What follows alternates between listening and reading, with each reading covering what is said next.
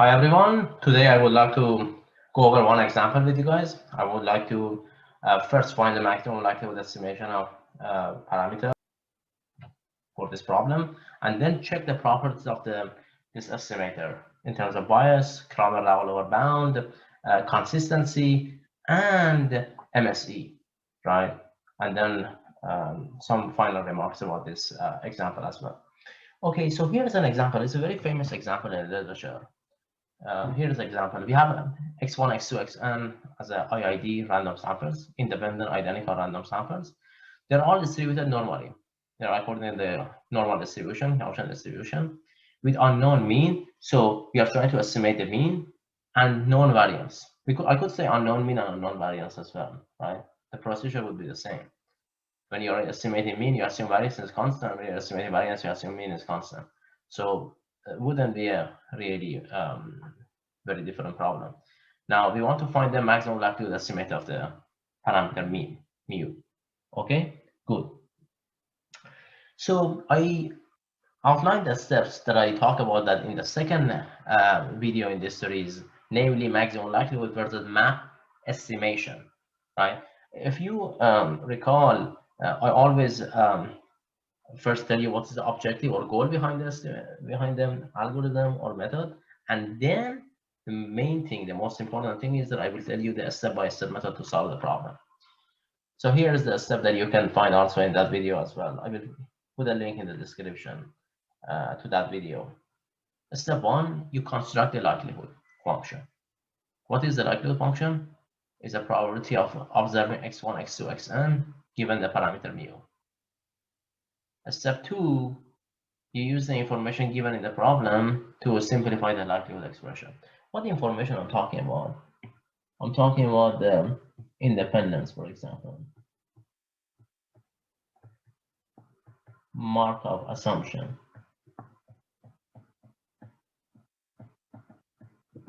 And any more information you have.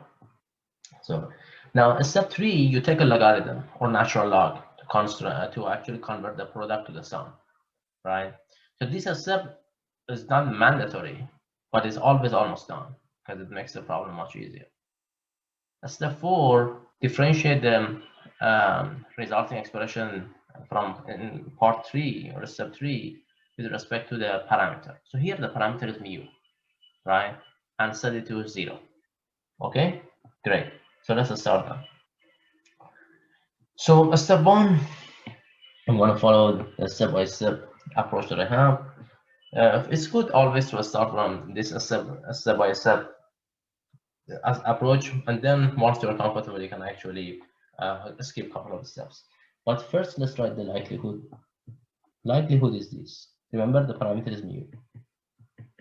And this x is defined as x1, x2, all the way to xn. Is equal to probability of x1, x2, all the way xn given mu. Okay. So this expression, this is a likelihood, and this is a joint probability. It's a likelihood, right? Now, I would like to use the information given in the problem to simplify this one. We know that there are IID random sample is given in the problem. Therefore, again, another note, probability of x1, x2, all the way to xn, if they are all IID, is equal to this, x2, all the way to xn. In a continuous case, you just replace P by F. Just replace P and F by the PDF.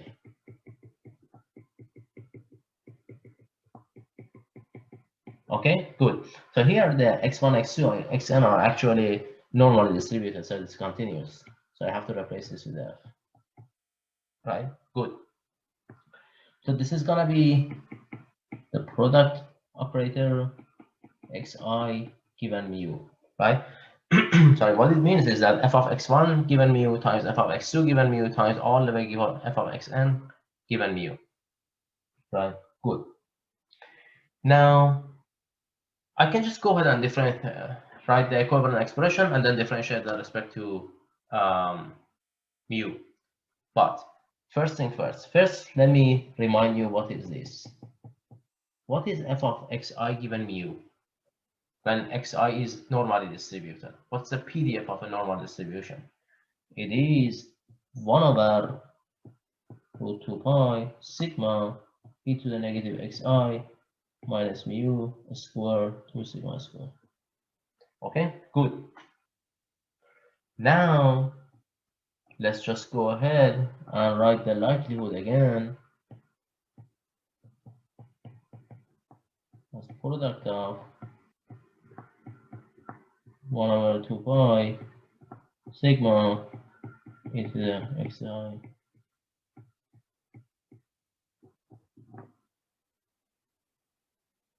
Okay, so this one would be 1 over 2 pi n over 2 sigma to the n. When you're multiplying them bunch of exponentials, you're just adding the exponent, right? Good.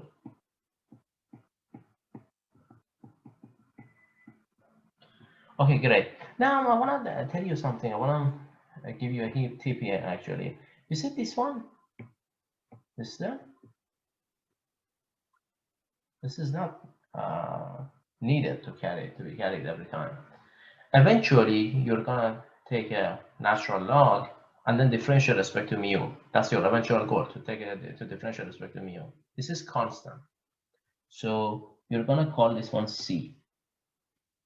Remember, sigma is known, it's a constant respect to mu. You're going to differentiate respect to mu. So sigma is not really important. The variance is not really important, or the standard deviation is unimportant. If the parameter was sigma squared, the case was a different case. But now the parameter is mu. So this one is C is constant. Good. Now let's go ahead and take a natural log. LL, remember LL was a log likelihood. We define this. It's gonna be natural log of C. We don't even have to write this. Minus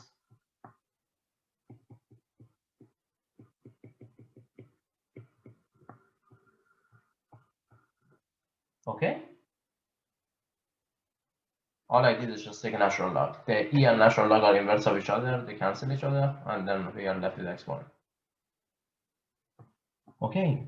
Then the last step, we are going to differentiate respect to mu. We will write roll down log likelihood mu x bar respect to mu. You see this constant, the first term is not important. So we didn't have to write in the first place. Is equal to negative 2, this negative and this negative cancel each other. Let me just write it better. You see this 2 sigma square remains constant, remain the same.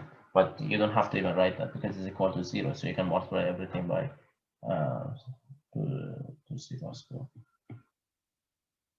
Right? So this is equal to 2 xi minus mu. Okay? Good. And then cancel the 2.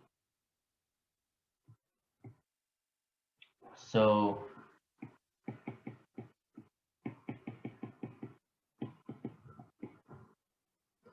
therefore, n mu is equal to sigma xi.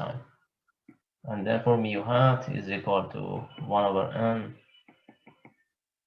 sigma xi. So we are done. We are done with this problem, right? And so this is we found the maximum likelihood estimate of for this problem, which is mu hat is equal to sample mean. This is known as the sample mean.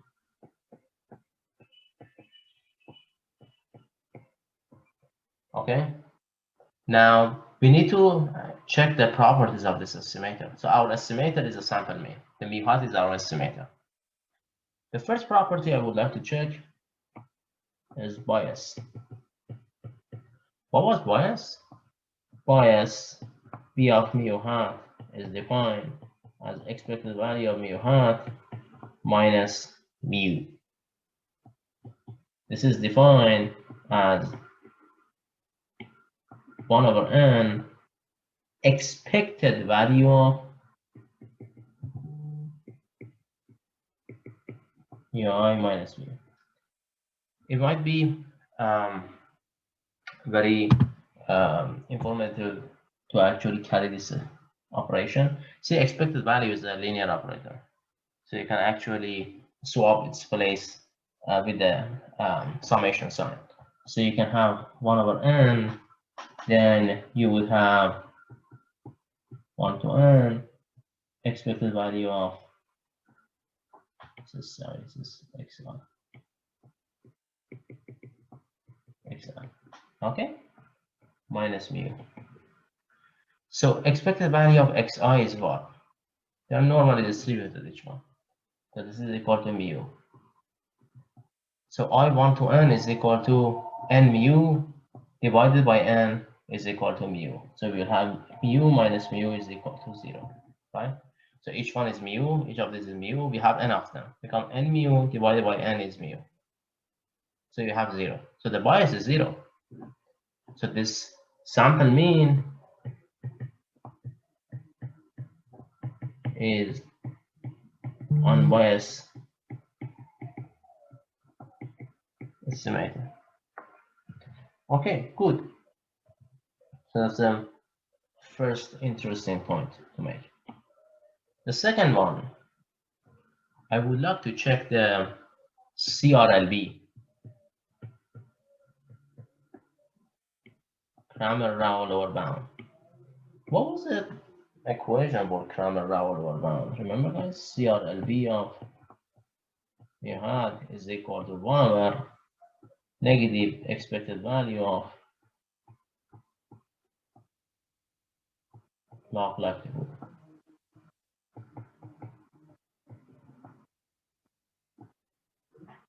It's the convention. Usually this one is written like this, right? So this is a equation for that. This is very easy to calculate. Why? Because we already calculate the first derivative here. We already have the first derivative here. This is already a first derivative.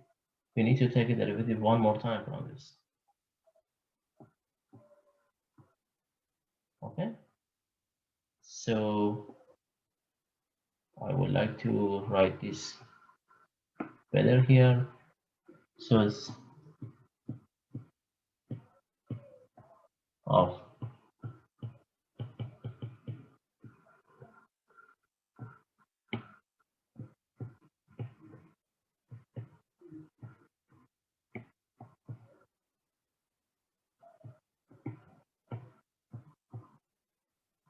is equal to what? It's equal to 1 over sigma squared. And now, if you take a derivative with respect to mu, so you still carry the I from 1 to n, then you will get, this is negative 1. Because xi is nothing, mu is negative 1. So you get negative n sigma squared. Right? Okay, good. Now, both sigma squared is deterministic, the constant value, n is a constant value.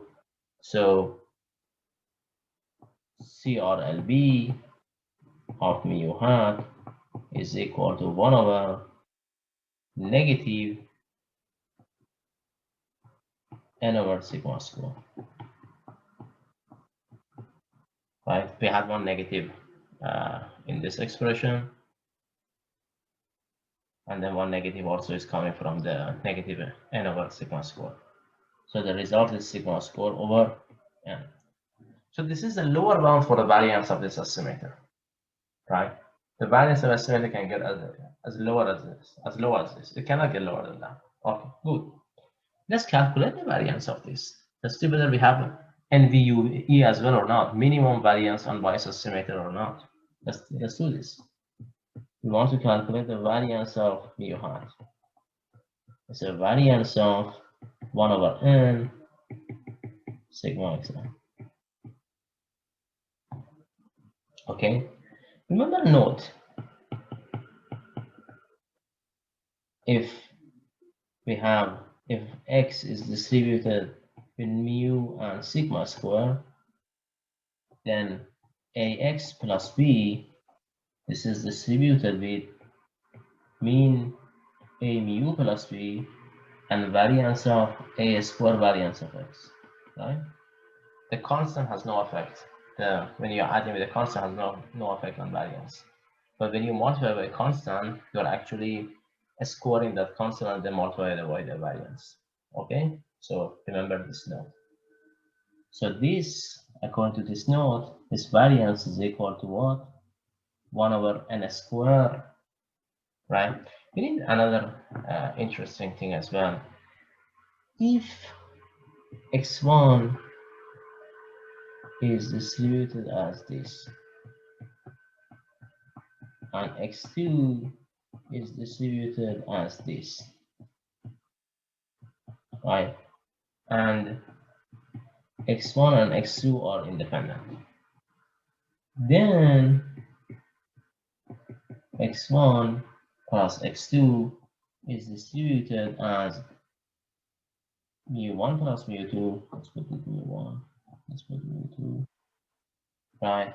And the variances also are gonna add up together. Why is this the case? Why? Because when x1 and x2 are independent, variance of x1 plus x2 is defined as follows. It's defined as variance of x1 plus variance of x2 plus 2 covariance of x1, x2. But if they are independent, so this is general formula. This is very general. But when they are independent, this one is here. So we get variance of x1 plus x2. If we have n term, we get variance of x1 plus variance of x2 plus all the variance of xn. Okay? So because of this reason, we get, let's write one more step here. This becomes 1 over n squared sigma I from to n variance of xr. But variance of each xi is sigma squared. It's given in the problem. So this is equal to n sigma squared over n squared, which is equal to sigma squared over n. Great.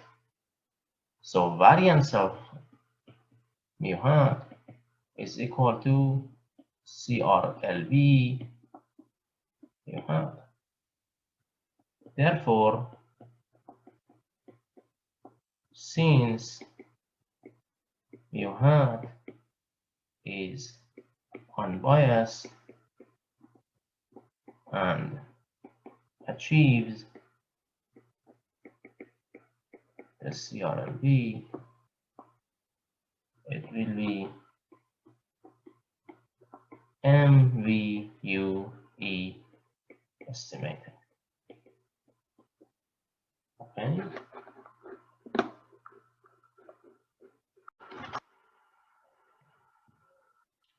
Now let's check the consistency. After CRLB, now we proved that we have the estimator is MVUE. Now let's check the consistency. The consistency is a pretty interesting property that we need to find a distribution of the estimator. So our estimator is mu hat is 1 over n I from 1 to n xi, right? So xi divided by n, sample mean. Now we need to find a distribution. First, we need to know what is the distribution of this, what class of distribution it has. Then according to that, find it based on the parameter of this distribution. Now, I want to remind you that each xi is normal with mean mu and variance sigma square. Note again, if x1, x2, all the way to xn are normally distributed, then their linear combination will be normally distributed. Okay, this is a pretty important concept. Therefore, since each xi is normally distributed, therefore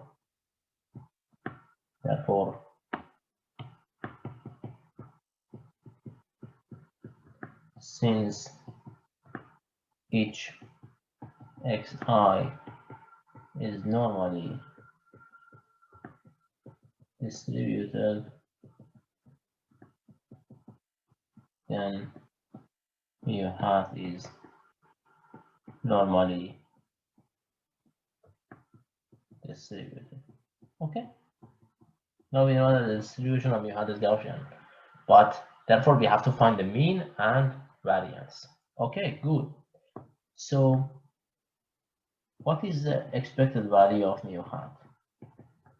It's 1 over n. We did this stuff before.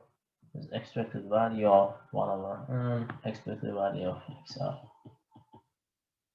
is equal to 1 over n times n mu. Since each one is, they are identical. They are identical. So each one is mu, then we have n mu divided by n, we have mu. Okay, good. What is the variance of mu hat? Well, guess what? We calculated this one here. The variance of mu hat is equal to sigma square over n. So mu hat is normally distributed with mean mu and variance sigma square over n. Okay. So now that we know the distribution of mu hat for consistency, we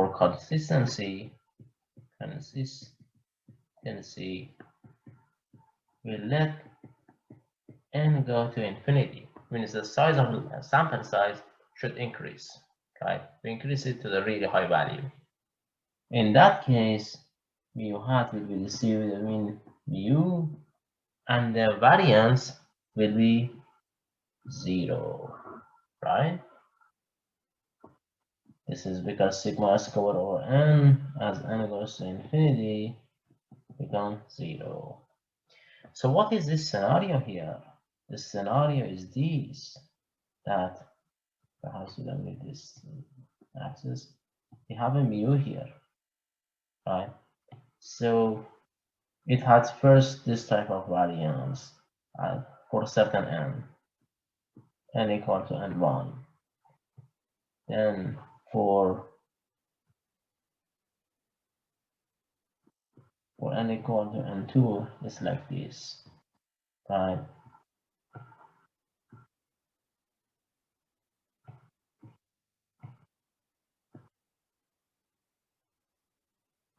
Oh, not really. Good gosh. Okay, so that's assume this is for n equal to n3, right? And then for n equal to n4 is this, right? But then n equal to, let's use the color that we haven't used, n goes to infinity, then we are gonna have this, right? So assume that they are all aligned. So for n equal to infinity, the variance is 0 because we get a constant. So variance equal to 0 for sorry, mu, it's better to write it like mu hat equal to let's see how I want to put this one. I want to put it like this. Mu hat implies that the estimator is equal to constant mu. Therefore, as n goes to infinity, mu hat will converge to mu, and the estimator is consistent. Good. So we prove the consistency as well. Okay. Now there is a concept that I introduced called bias variance trade-off. It's good to talk about that as well. Is equal to bias of mu hat square plus variance of mu hat. Okay, good. Now we know that the estimator is unbiased. If it's unbiased, this is 0. The variance, we already saw that is equal to sigma square over n. Therefore, the MSE of mu hat is equal to sigma square over n. Right? As n goes to infinity, the size of sample size is large, the MSE goes to 0. As n goes to infinity, the MSE of mu hat will go to 0, which is understandable. Why? Because the MSE will converge to the true parameter. So the error in the MSE also would be 0. Okay, good.